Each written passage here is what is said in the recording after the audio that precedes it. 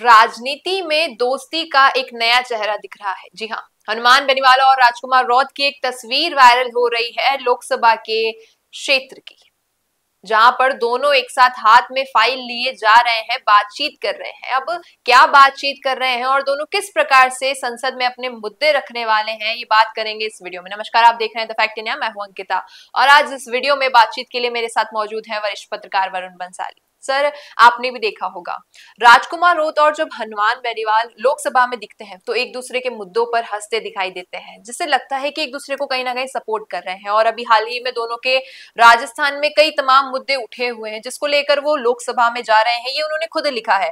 राजकुमार रौत ने तो अपने एक्स अकाउंट पर एक पूरी लिस्ट 8 मुद्दों की डाल दी है और हनुमान बेनीवाल का भी हाल ही में वीडियो आया था जिसमें उन्होंने कहा था कि ऐसा ही भर्ती और तमाम मुद्दे मैं लोकसभा तक लेकर जाऊंगा। अब आपको क्या लगता है कि लोकसभा में क्या कुछ दोनों के समीकरण रहेंगे इन मुद्दों को लेकर? देखिए, तस्वीरों की जब तक बात है तो हनुमान बेनीवाल और राजकुमार रौत जितनी भी बार लोकसभा में रहे हैं, साथ में रहे हैं और काफी उनकी अच्छी सुखद तस्वीरें, दोस्ती की तस्वीरें साथ में आई है। इसके साथ चंद्रशेखर आजाद भी होते हैं, वो भी काफी इनके साथ घुल मिल के रहते हैं। बिल्कुल। अब मसला क्या है, ये समझने की जरूरत है। चाहे हनुमान बेनीवाल हो, चाहे राजकुमार रौत हो, चाहे चंद्रशेखर आजाद हो, इनकी दोस्ती का एक बड़ा कारण ये भी है कि ये तीनों ही सिंगल पार्टी एमपी वाले लोग हैं। बिल्कुल। यानी कि इनकी पार्टी में एक ही एमपी है और इसलिए ये बड़ा फैक्टर इन तीनों में बहुत कॉमन है। जी।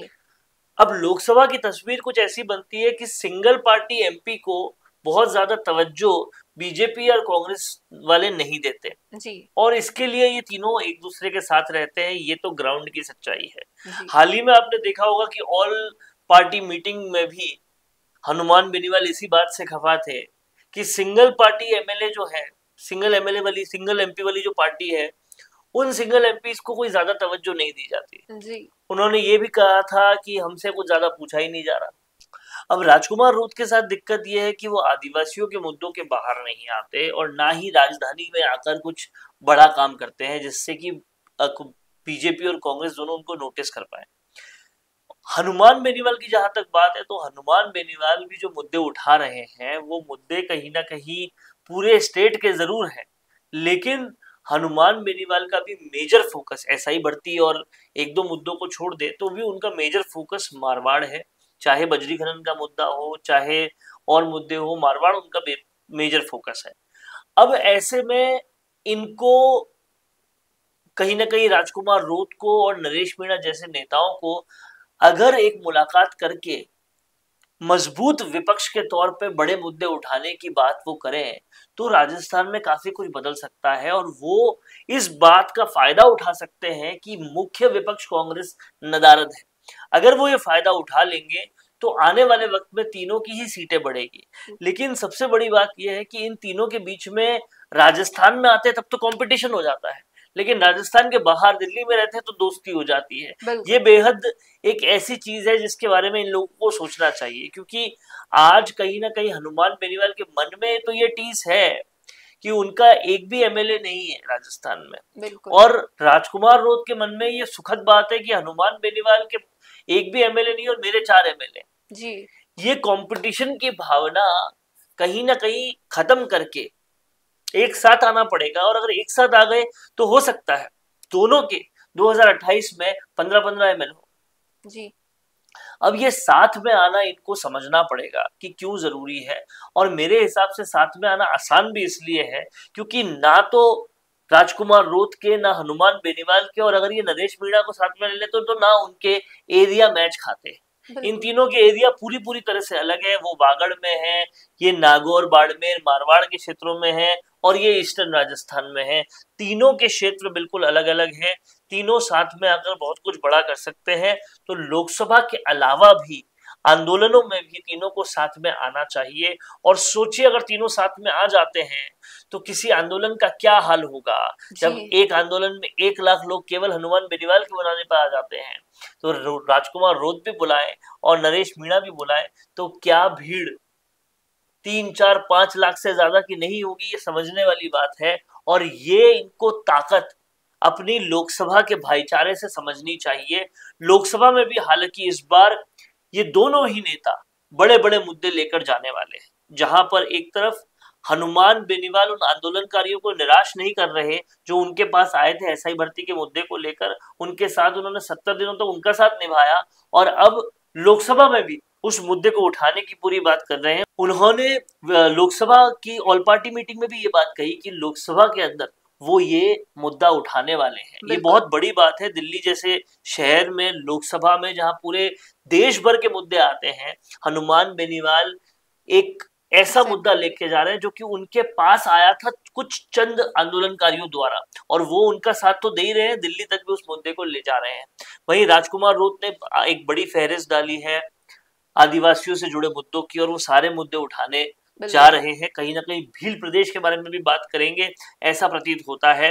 नरेश मीणा जहां तक है वो लोकसभा तो नहीं जा सकते, लेकिन नरेश मीणा अपना संघर्ष अपनी यात्रा के द्वारा राजस्थान में करने वाले हैं, जिससे अब ये समझ में आ रहा है, पूरी तरह से साफ है कि 2028 जो आने वाला चुनाव होगा वो राजस्थान में तीसरे मोर्चे के नाम रह सकता है, और तीसरा मोर्चा एक बड़ा गेम चेंजर उसमें हो सकता है। अब देखना ये होगा कि आने वाला चुनाव क्या कुछ कहता है, और लोकसभा में ये दोनों नेता अपने भाईचारे के साथ क्या राजस्थान की बात एक साथ कर पाते हैं, क्या राजस्थान की बात जो करने वाले हैं उनमें कुछ बड़े मुद्दों को एक साथ उठाने वाले हैं, ये देखना पड़ेगा।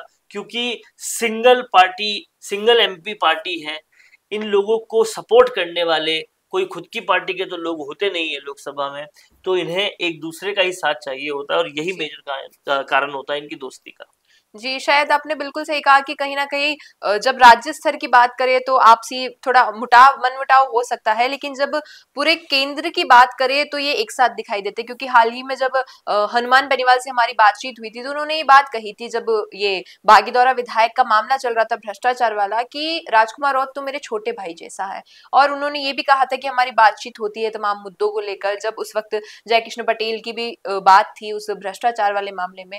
तो इस तरीके से दिखाई देता है कि शायद ये अब आने वाले समय में वहां पे लोकसभा में अब एक दूसरे के मुद्दों में भी। अंकिता, हमें एक और बात समझनी होगी जो बहुत जरूरी है, कभी हम इस पूरी बात पर एक अलग वीडियो भी बना सकते हैं, कि राजकुमार रोत के एक एमएलए पर सरकार ने कार्रवाई की, उनके खिलाफ एसीबी भेजी, और कहीं ना कहीं पहला मामला राजस्थान में ऐसा बनाया जब विधायक को पकड़ा गया एसीबी द्वारा।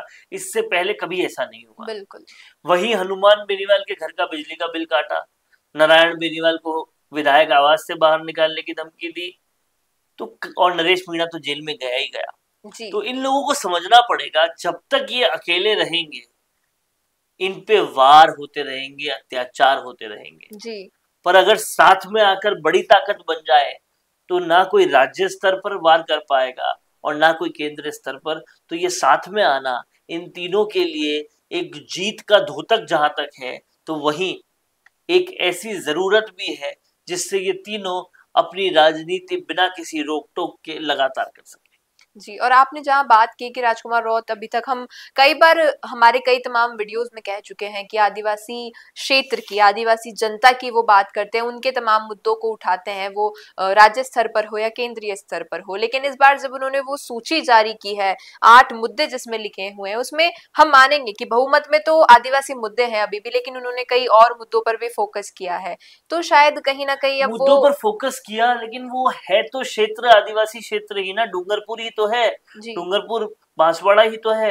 वो अपने क्षेत्र विशेष के मामले उठाते हैं, अपने जाति विशेष के मामले उठाते हैं, और राज्य हित के मुद्दे नहीं उठाते। फॉर एग्जाम्पल एसआई भर्ती परीक्षा, अब आप समझिए एसआई भर्ती परीक्षा भले ही जयपुर में हो रही हो, लेकिन उसमें अभ्यर्थी तो हर समाज के हैं, बिल्कुल हर शहर के हैं, हर कस्बे के हैं, तो उनको वो भी उठाना चाहिए था।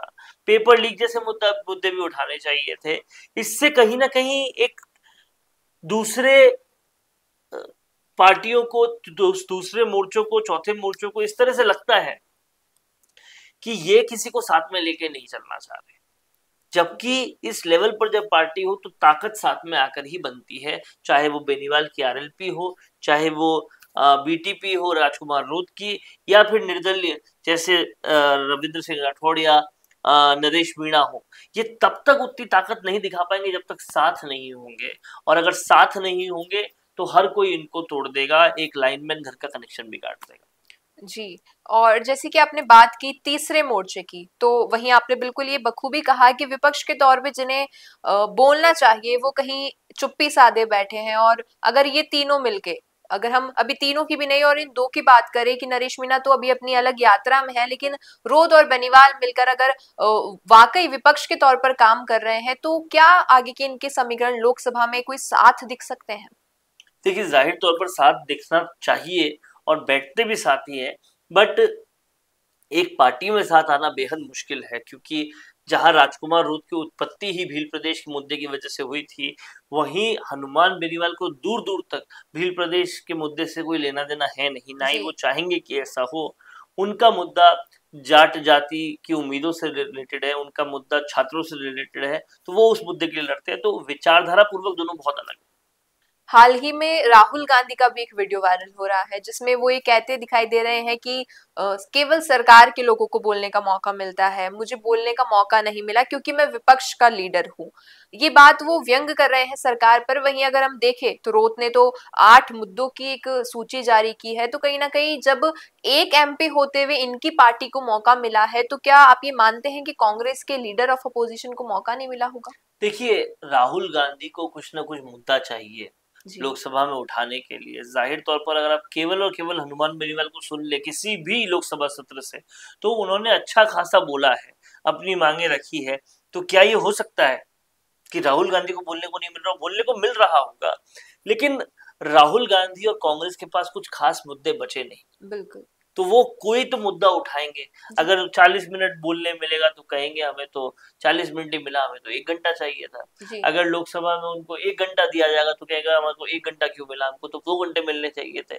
किसी भी तरह से सत्ता पक्ष को घेरना राहुल गांधी और कांग्रेस का काम रहा है, और कहीं ना कहीं विपक्ष की वो धर्म भी होता है, लेकिन कोई लॉजिकल बात होनी चाहिए, क्योंकि अगर नेता प्रतिपक्ष को बोलने को नहीं मिलेगा तो फिर किसको मिलेगा? जी।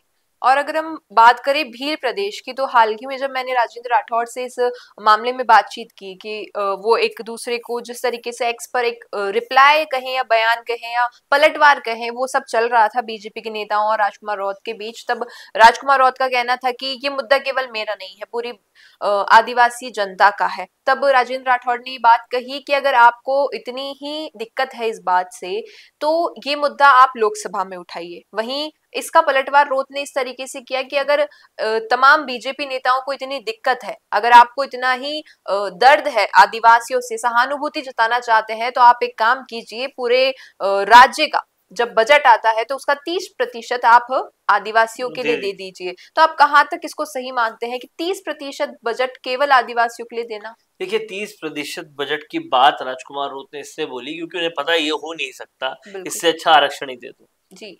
इससे अच्छा कहीं ना कहीं भील प्रदेश ही बना दो। अगर 30% नहीं दे सकते तो भील प्रदेश बना दो। ये तात्पर्य ये था उनका, और 30% कहीं से भी फीजेबल है नहीं, क्योंकि जब राजकुमार रूत मीणाओं को ही, जो कि ईस्टर्न राजस्थान के भीलों में नहीं गिनते हैं, तो फिर 30% हिस्सा अगर मान लो दे दिया जाए, तो फिर जाट कहाँ जाएंगे, राजपूत कहाँ जाएंगे, बनिए कहाँ जाएंगे, और बाकी जातियां कहाँ सर्वजात जाएंगी? है उनकी। बात है कि बिल्कुल सही है कि लेकिन उनकी जो ये एक भील प्रदेश की मांग है कि आप राजस्थान का एक हिस्सा, गुजरात का, महाराष्ट्र का, मध्य प्रदेश का, एक चारों राज्यों में से एक हिस्सा निकालकर भील प्रदेश बनाना, तो इसको संवैधानिक तौर पर या बात करें जिस तरीके से बीजेपी के नेताओं ने इस पर तर्क दिए कि ये संभव वाली बात नहीं है क्योंकि 21वीं सदी है, तो वो इस पर भी तर्क लेकर आते हैं कि मामला हाल ही का नहीं है, पहले का है, हमारा स्वप्न है और हमारा कर्तव्य है ये। देखिए, बिल्कुल ठीक है कि मामला 100 साल पुराना है, इसमें कोई दो राय नहीं है, लेकिन दूसरी बड़ी बात यह भी है कि भले ही 100 साल पुराना मामला उठा तो अब है, राजनीतिक रूप तो उसने तब लिया है। तो अब जब राजनीतिक रूप लिया है, उस बात को जुम्मा जुम्मा 3-4 साल हुए हैं या 5 साल हुए होंगे, ऐसे में इस तरह की डिमांड करना कि कहीं किसी भी तरीके से सही नहीं है। और दूसरी बात यह भी है कि आप भील प्रदेश की मांग कर रहे हो, आपको ये भी सोचना पड़ेगा कि भील प्रदेश की मांग हो गई तो क्या अदर दूसरे जो जातियां हैं उनके साथ आप गलत नहीं करोगे? क्या ईस्टर्न राजस्थान में रहने वाले मीणा सुख समृद्ध है?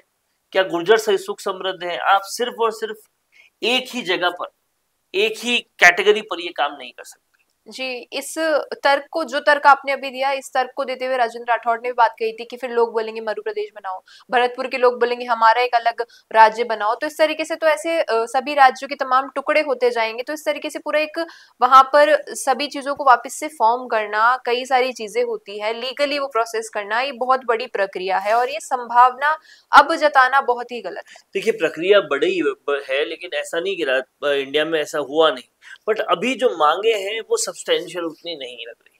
जी, तो अब आप क्या सोचते हैं इस मामले पर, जो ये तस्वीर आई है, क्या लोकसभा में कुछ मुद्दे ऐसे उठेंगे जिसमें ये दोनों एक साथ समर्थन में आएंगे, एक दूसरे के लिए लड़ेंगे भी और एक दूसरे के समर्थन में दिखाई देंगे? कमेंट में जरूर बताइएगा। वीडियो पसंद आया हो तो इसे लाइक करना, शेयर करना और हमारे चैनल द फैक्ट इंडिया को सब्सक्राइब करना ना भूलना। धन्यवाद।